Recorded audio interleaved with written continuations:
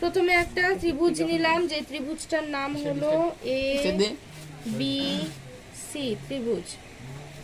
তারপরে এই ত্রিভুজকে কি করব, সমদ্বিখণ্ডিত করব। সমদ্বিখণ্ডিত করা মানে অর্ধেকের থেকে একটু বেশি মাপ নেব, নিয়ে একবার উপরে নিচে, সেই মাপটাকে চেঞ্জ না করে বি বিন্দুতে বসিয়ে নিচে উপরে,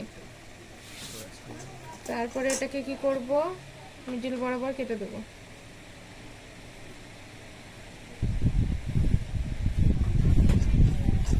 নেক্সট কি করতে হবে, একটা কোণ নিতে হবে।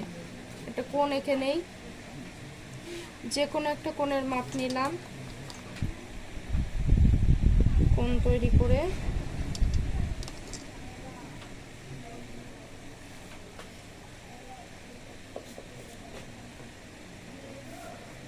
ঠিক আছে।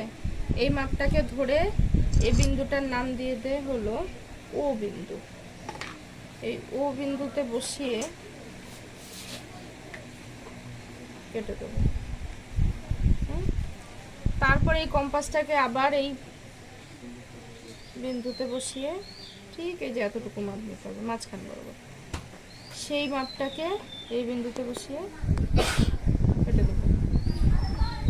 দেওয়ার পরে স্কেল দিয়ে ও বিন্দু থেকে যেখানে দুটো বিন্দু মিলিত হয়েছে সেই পর্যন্ত দাগ দিয়ে দেবো।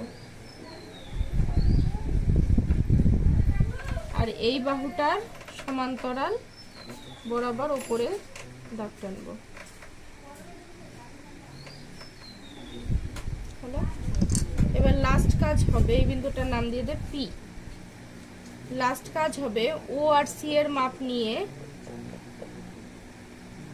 পি বিন্দুতে বসিয়ে কাটবো। যেখানে কাটলাম সেই বিন্দুটার নাম দিয়ে দিলাম কিউ। এই কিউ পর্যন্ত সি থেকে এইভাবে কাটবো। তো এইটার নাম হয়ে গেল ত্রিভুজের সমান ক্ষেত্রফল বিশিষ্ট সামান্তরিক অঙ্কন। ঠিক আছে, বাস হয়ে গেল।